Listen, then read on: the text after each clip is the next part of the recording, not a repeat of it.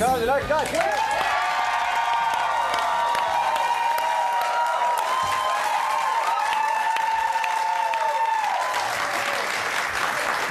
Before we begin, can we just get a shot of it, please? I know. Can we acknowledge how amazing it is to finally have this shot together at last? We've loved every second of it. Well, I know how this shot came about because we asked you to come on the show, but how did this come about that you were working together again? Well, Stephen Elliott is to blame. Yeah. Blame. Yeah, I don't know who he asked first, but it was a... Well, we were at Cannes. Let's work it out now. Exactly. It was on the 14th of March. No, but we saw each other at the Cannes Film Festival about 2 or 3 years ago, after not seeing each other for about 17 years or something. Yeah, it was a while between drinks. And at that Cannes Film Festival, our producer, Al Clark, was also sort of speaking to people about the film as well. So we both knew it was in the works and it came about. Yeah, it was so exciting. Here we are. And what a fabulous film. The art direction is brilliant too. Isn't it incredible? Lizzie Gardner, did she do it? She Lizzie did the did the costumes and Colin Gibson did our art direction. It's Everything. Just great. And the little things that are noticed, eating Perkins paste, every family having a fat Labrador. Did it bring back memories of your childhood as you did it? Yeah, a lot of, Mission Brown paint in the backyard and orange glassware. I mean, literally, our job was made kind of easy because what you were wearing and the environment you stepped into, it was all really there. They were real houses. We wasted a lot of time every time we got onto set because we'd spend 10 minutes going, I had one of those. Get on with the shoot, everybody, But it's part of the fun of the movie, watching that, And what I loved about it is it kind of takes the piss out of how we were and also what we've become. Like, as kids, would you prefer 70s parents or 21st century parents? 70s parents. I mean, parents these days are so involved in everything, aren't they, in a way, which is great, I guess. But, the freedom that we had as kids was fantastic. I mean, if you had a 20, you sent away with a 20 cent if you were lucky. If you got in trouble, you're probably not going to be near a phone box. Right? Yeah, that's right, Well, I also remember how good rumpus rooms were. You remember they just loaded us into rumpus rooms? That's right. And kids just ran wild. And you were longer in the rumpus room or upstairs or wherever if the parents had the after-dinner mints out, it was going to be a late night, wasn't it? I just feel like there was always some dinner going on, and that's right, we were separated in a different room, but it was all about stealing the after-dinner mints. But so I kind of feel like watching the movie, it could only be in the 70s. Like, it's like the 70s itself is the main character of the film. Actually, you're right, Well, there's definitely a kind of a breakout difference, I think, for parenting, particularly after the 50s and the 60s, what sort of changed through there. And I think a lot of parents kind of went, OK, we're free to do whatever we want. We don't quite know what that is, and particularly in Australia, we certainly don't quite know what that is. We're trying to do what they're doing in America and Europe, but here's our version of it. And then things changed in the 80s. And the kids were actually, in the end, despite all their indiscretions, more responsible than the parents in this case. And how good are above-ground pools with the flimsy... We had that, and then safe. there'd be a leak and your dad would get the tyre fixed. My parents now, so my dad says, you probably could have walked across that pool. There was so much just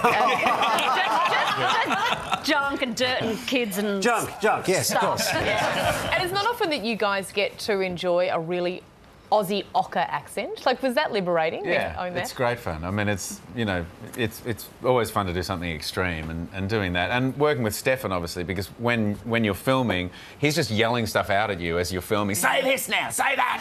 All right, then. So you just sort of end up improvising and, saying the most ridiculous things, and they call cut, and you think, wow, I said that. Is that going to end up in the movie? Yes, that's in the movie. OK. There it is. Well, we're going to have more Kylie and Guy after the break, so stay with us.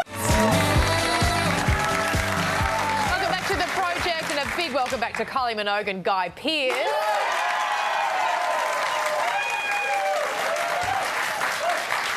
You say one of your Christmas songs there, Kylie. Now, be honest, do you get your Christmas album out? The Minogues all listen to Kylie's Christmas album? No, I don't. No, we haven't. But when I landed at Sydney Airport a few days ago, there was the first song I heard playing. Oh, really? At random. That's it. Do you play Kylie's Christmas album? At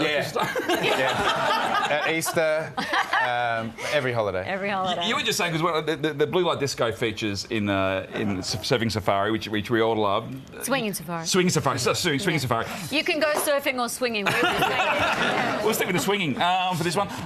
You told me you visited Blue Light Discos for... Well, when we were doing Neighbours, that we were offered to sort of do these appearances at Blue Light Discos or Nunawading Skate Ranch or Frankston Skate Ranch. just like, you know, you get paid your couple $100 cash to turn up to these things Yeah. bogan kind of functions. You know, hilarious, but Hey, no, what is my hood, buddy? mine too, but they were pretty bogany and they were pretty great. Like, they were a lot of fun, but, you know, they were pretty mad. There was actually a knifing that happened one night. I think I was at... I knew I recognised him. I was at Frankston Skate Ranch and something had happened with a bunch of knives up at Nunawading Skate Ranch and the security guys all left, so there was no security at Frankston and it was, it was We mayhem. need to do a film about mayhem the in Blue Light 80s. Disco. The neighbours' cast is on stage going, "Oh!" We're out of here. Hey, speaking of neighbours, 30 years since you guys were on screen together. Now, we've got a super fan in the project office, and he brought in this card, Guy, from your first year Look at him. being on Neighbours. Kylie, do you remember Wow. when Guy looked like that? I don't know if you had that face so often, but I do remember you looking like that. Yeah. He's only got better. No, he's only got better. Look at you. Can I see it? No. And you signed it. Did he sign it then? Yeah. Yeah. Yeah, the signature's improved at least as well. What a Good. spunk. Wow. Yeah. Guy Yeah. looks thrilled at that.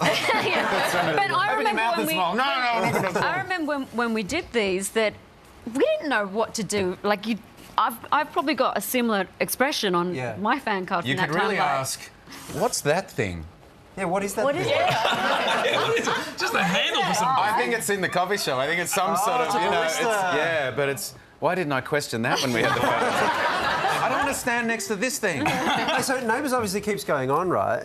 Are you guys aware that your characters have backstories that are kind of still churning on in the back? Do you know what Charlene and Mike are currently I up watch to? the show every night while I eat. How can you even assume that I wouldn't know what's going on in Ramsay Street? Do you know what Mike's doing? Do you know what I No, know I've no idea. that Charlene has a child, two children. two Yes, kids with Scott. that's it. That's all I know. So apparently Charlene lives in Brisbane now. She's still in Brisbane. Yeah. Yeah. And then and Mike moved to WA to nurse his mum after a plane crash. I don't know what's happened after. I don't know if he's still in WA or not. No, me either. So you don't watch it every I'll night. find out. Sounds like you're quite invested in the character. Yeah, that's right, the backstory thing. You've really left Mike behind, A haven't little you? bit. Yeah. Colin, we see that the perm is coming back next year. Are you gonna get behind that movement? I should, shouldn't I? Really? Oh, there it is. That's three hairstyles in one. Yeah. So if you're unsure, you can go a bit of a. Yeah. I like that curls are coming back. I just want to burst into Suddenly by Angry Anderson. Suddenly, every part of me wants to know every part of you. I just haven't told him right. Did Angry ever have a perm beforehand? It doesn't exist on film anyway. Now, of course, singing. You'd be #1 guest singing at every gay marriage about to happen in Australia. Are you going to come back and sing at all the weddings? Are you going to come back and join us in Oz? At every gay wedding.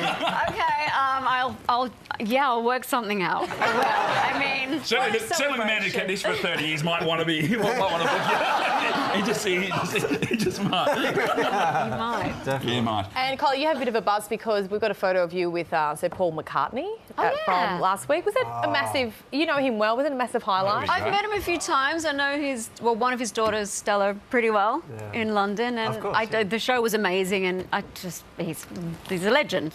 So I cozied up to him.